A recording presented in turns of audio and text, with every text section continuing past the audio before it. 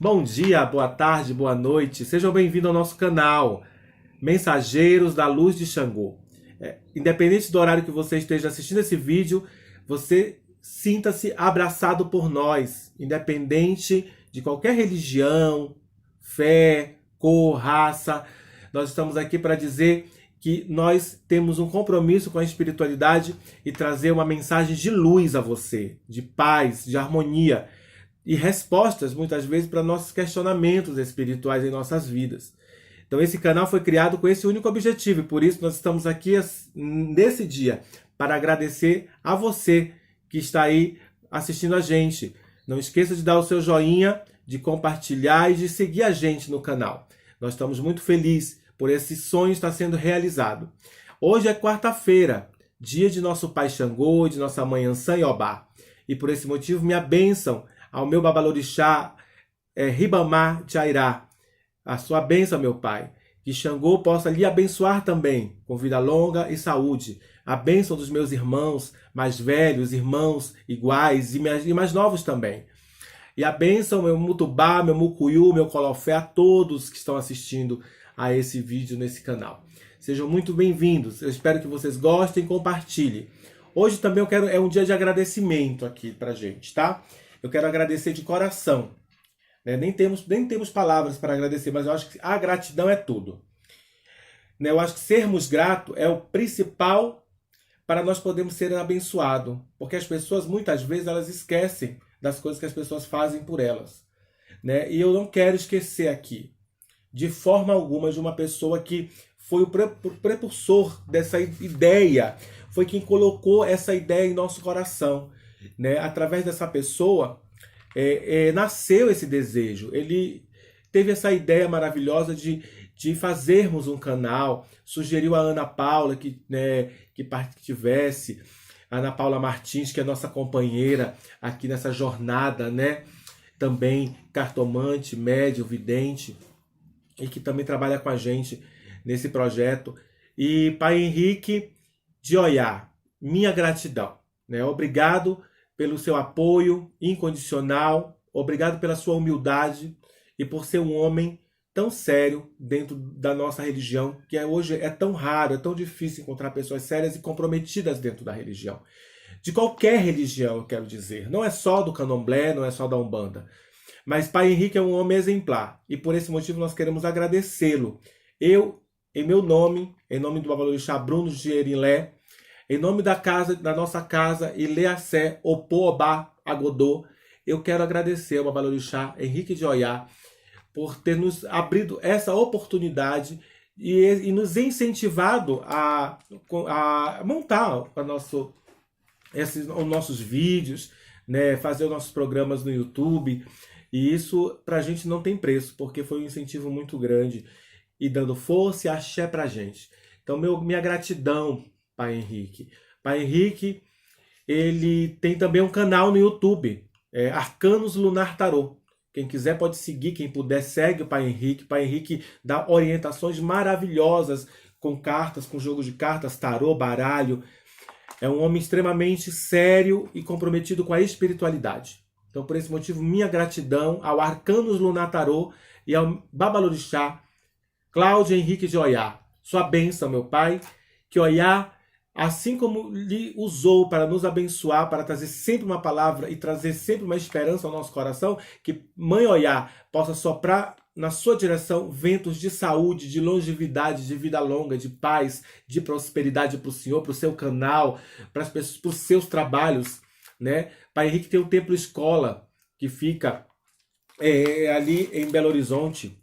Então, Pai Henrique tem esse trabalho maravilhoso lá em Juiz de Fora, que é um templo escola sério, que tem raízes profundas e ensinamentos maravilhosos. Então, meu grande obrigado a esse babalorixá que tem nos ajudado, nos orientado e servido de exemplo para nós.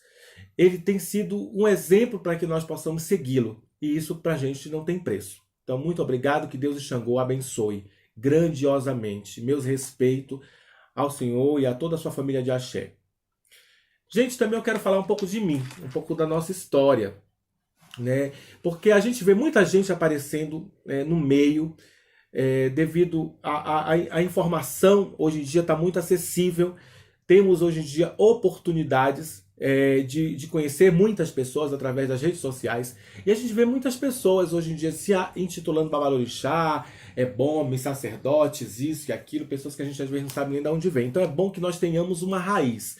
É bom, é coerente que tenhamos como nos apresentar, termos uma história para contar. Porque isso passa credibilidade. Infelizmente, muitas pessoas caem em golpes ou em N coisas que acontecem porque elas vão à procura de pessoas, porque elas acreditam naquilo que elas veem, mas elas não pesquisam a história dessas pessoas. E por esse motivo, muitas das vezes, elas são enganadas, né? São ludibriadas.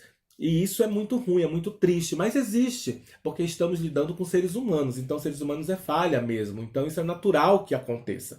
Mas é natural também que você procure informações. Eu quero contar a minha história, primeiro porque eu acredito muito numa coisa. Acho que a gente tem que ter raiz. Uma árvore, ela não vai dar frutos se ela não tiver uma raiz muito profunda. Então ela precisa ter raiz forte, raiz profunda para dar fruto. E o fruto é sucesso, a saúde, o axé, que as pessoas que estão à sua volta vai poder usufruir. E da sombra que a sua árvore pode proporcionar a alguém. A paz, a tranquilidade que a sua árvore pode dar a alguém que esteja ali necessitado. Eu nasci, minha mãe biológica é mãe de santo de terreiro de Umbanda, de Mina, Tambor de Mina, ela está em Erunepé, próximo do Acre, lá no finalzinho da Amazônia, uma cidade quase que ninguém conhece, muito esquecida. Minha mãe biológica, ela tem um terreiro, né, muito antigo de Mina. E eu nasci, mas há uns 2, 3 anos de idade, eu fui morar com a minha avó paterna. Devido à separação dos meus pais, minha mãe decidiu que eu e minha irmã fôssemos viver com meu pai e minha avó. E ela foi seguir o caminho dela dentro da religião, voltando para Erunepé, já que ela estava em Manaus, no Amazonas, onde eu nasci. Então ela teve que voltar para a cidade dela para seguir o destino dela como sacerdotisa de Umbanda. Enfim, eu fui criado pela minha avó, e minha avó, quando eu tinha 8 anos, a minha avó era muito católica, muito religiosa, mas quando eu tive 8 anos de idade, minha avó decidiu ingressar para o meio evangélico e converteu-se ao cristianismo evangélico lá na cidade de Manaus. E dos 8 anos até os meus 15 anos eu segui dentro da igreja evangélica. Estudei muito a Bíblia, conheço um pouco da palavra, gosto muito, tenho apreço e respeito. Coisas que muitos evangélicos não têm por nós. Eu tenho porque eu aprendi a respeitar a fé de cada pessoa. Porque as pessoas, cada uma, elas têm livre arbítrio e o poder de escolher a sua fé e a sua crença. A partir de então, nós ingressamos na igreja evangélica, eu juntamente com a minha avó, claro, porque eu morava com ela, nós vivíamos com ela, então naturalmente nós seguíamos o que ela ia, aonde ela ia, e seguíamos com nossa avó. E aos 15 anos, eu lembro que eu estava participando de um grupo de jovens da igreja e eu nunca tinha tido acesso algum a nenhuma outra religião. Né? Dos meus 8 anos até os meus 15 anos, eu não pratiquei nenhuma outra religião a não ser a igreja evangélica. Eu lembro que na minha casa, próximo da minha rua, tinha um terreiro de Umbanda. E a minha avó dizia, olha, onde... Eu falava, nossa, que tambor é esse? E a minha avó dizia, isso é a casa do demônio. Porque os cristãos evangélicos têm uma maneira muito pejorativa de nos denegrir. Infelizmente, por falta de conhecimento de muitos, né? Então, eles demonizam a fé que é contrária a deles. Eles demonizam essa crença. Eles demonizam qualquer coisa que não seja o evangelho cristão, o evangélico, né? Então, a grande maioria, por gentileza, eu não estou querendo aqui falar que todos fazem isso, mas a minha avó, uma pessoa muito simples, não tinha muita cultura, minha avó então decidiu ter esse comportamento por falta de muita informação. E aí a minha avó muitas vezes nos privava até de passar próximo do terreiro, porque ela achava que aquilo ali era uma coisa ruim. Enfim, eu nunca tinha ido. Aos 15 anos de idade, eu estava dentro da igreja e eu me senti estranho. Eu senti uma coisa muito estranha, como se eu fosse entrar em transe ou desmaiar. E eu falei para uma amiga, eu estava com muita dor, fortes dores de cabeça, e uma colega do grupo que eu frequentava, de jovens, eu falei para ela, e ela falou, vamos orar para isso passar. E eu fui me concentrar para pedir que aquilo passasse e apaguei. Depois me falaram que eu dei uma gargalhada muito alta, me levantei e chamei o pastor. E todos ficaram assombrados, porque eu fui criado ali. Eu conhecia todo mundo ali. Então, aos 15 anos acontecer isso, você já adolescente, entrando para a maturidade já, saindo da sua infância para entrar na sua a maturidade, né, se tornando ali um jovem, deixando de ser criança para se tornar um jovem, né, um adulto, nesse meio período, eu entrei nesse transe, todo mundo se espantou muito, e me contam meus colegas lá da época, que eu chamei o pastor e falei, pastor, eu só vim lhe dizer uma coisa, o meu filho não será pastor como o senhor, o meu filho vai ser pai de santo. E todo mundo ficou aterrorizado, saíram correndo, falaram que era o diabo, que era o demônio, e vieram para exorcizar, mas disse que eu ri novamente e disse, eu não preciso ser exorcizada, pois eu sei o caminho. Eu vou, mas o meu filho eu não vou deixar. E me largou. E eu fiquei muito constrangido e tentei ainda continuar na igreja por um período. Depois dessa reunião que se passou nesse lugar, eu tentei continuar, mas não conseguia mais, porque não me via mais ali. Por conta do preconceito que eu estava sofrendo, por conta dos olhares que eu sofria, por conta de comentários, eu comecei a me afastar um pouco. E foi dando uma certa depressão, fui ficando muito angustiado e triste, porque era o meio, eram os meus amigos, eram as pessoas que eu convivia. E aí eu caí muito doente. E eu fiquei em cima de uma cama com uma doença, um tipo de reumatismo juvenil, meio que era comum na época, não sei se ainda é, mas eu tinha um reumatismo juvenil que me paralisava todo o corpo inteiro e eu não conseguia ter nenhum tipo de movimento. E eu fiquei muito doente, muito mesmo. E os médicos na época diziam que eu tinha um tipo de reumatismo muito raro, mas eles não sabiam dizer e fazer o tratamento adequado para que eu melhorasse. Então, eles meio que me desenganaram, eles falaram, não tem o que fazer, ele toma bezetacil toda semana, voltarem outros medicamentos muito fortes e nada resolve. E eu já estava em cima de uma cama já há quase 8 meses, e eu só comia se me desse, eu só tomava banho se me dessem, porque eu não tinha movimento. E eu sentia muita febre e muita dor. E num desses momentos de delírios de febre, eu tive uma visão, né? E nessa visão apareceu uma mulher. E essa mulher, ela me dizia, ela perguntava se eu queria ficar bom. Ela dizia, você quer ficar bom? Eu falei, eu queria. E ela falou, então eu vou contar a sua história. E ela contou a minha história, porque até então eu não conhecia a história da minha mãe, eu não conhecia a história, eu não conhecia a minha mãe, né, até então, porque minha mãe, quando me deixou na casa da minha avó, eu tinha 1 ano e 9 meses, quase 2 anos, então eu era muito pequeno, então eu não lembrava da minha mãe, não tinha contato com ela. E ela começou a contar a história, que minha mãe era uma mãe de santo. Ela começou a contar a história que minha mãe era líder espiritual, que a minha mãe tinha um dom e que eu herdara esse dom da minha mãe.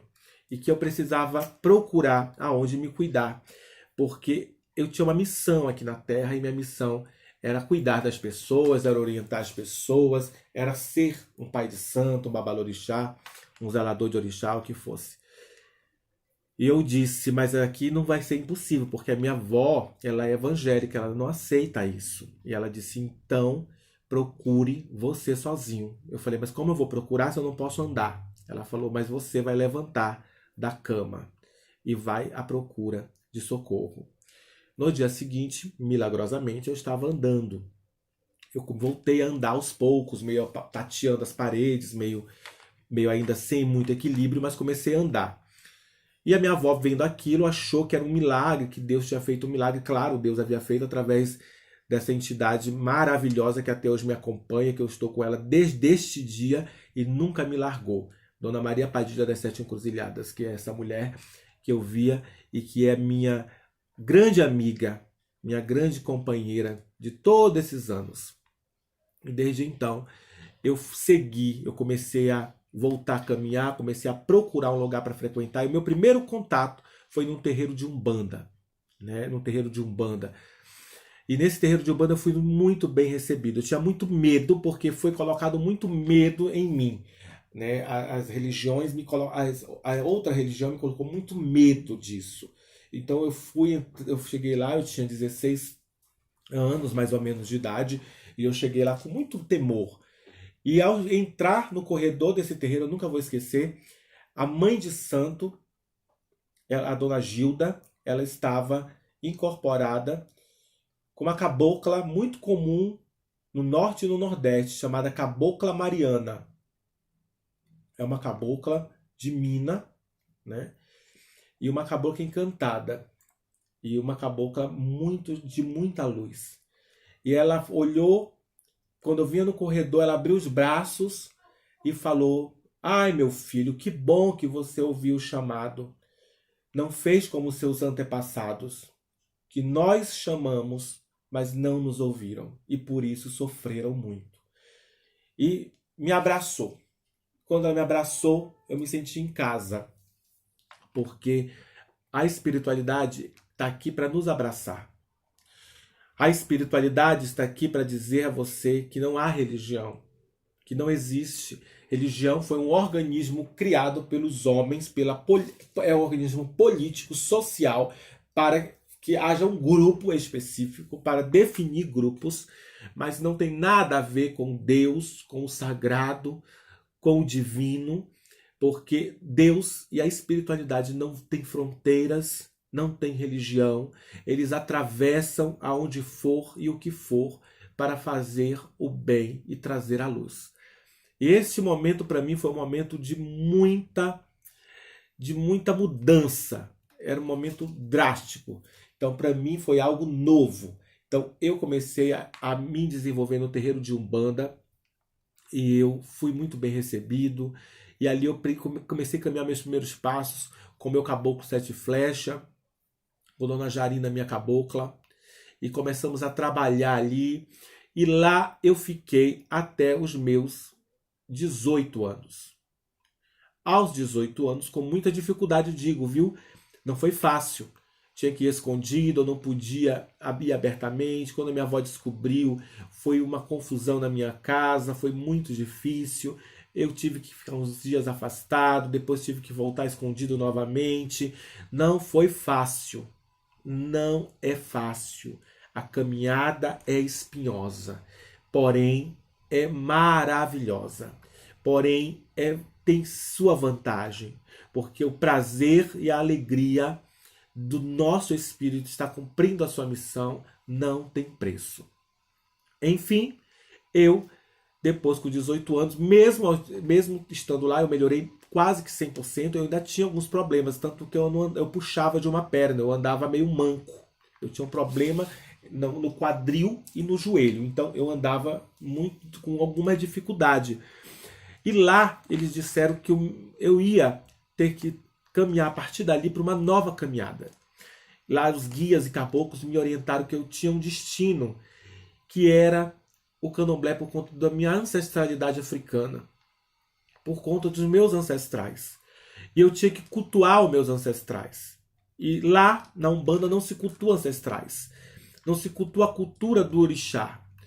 Né? Cultua os caboclos, os encantados, os preto velhos. Mas a nossa Umbanda, lá onde eu fui criado, não. Eles respeitam, louvam, adoram, agradecem, mas não se faz culto, não se faz oferta, não se faz trabalhos, não se faz iniciações. Então tem um respeito muito grande.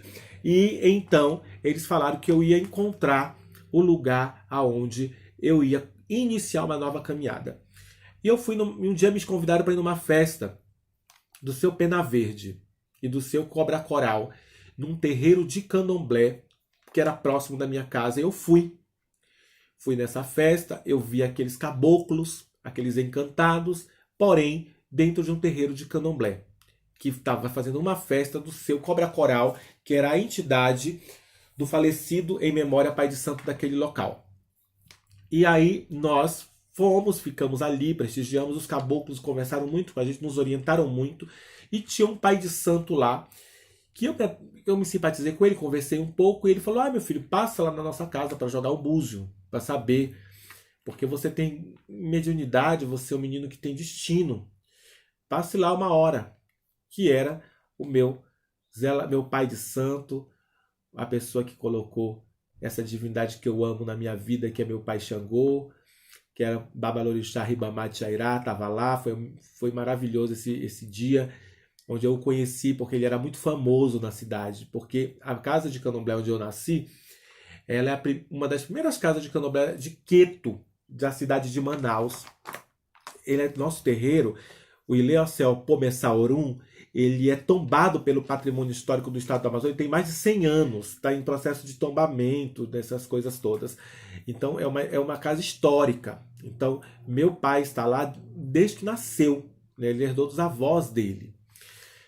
Então nós fomos jogar com o Babalorixá Ribamar. E ele me deu meu santo, e eu tinha uma necessidade grande de fazer santo.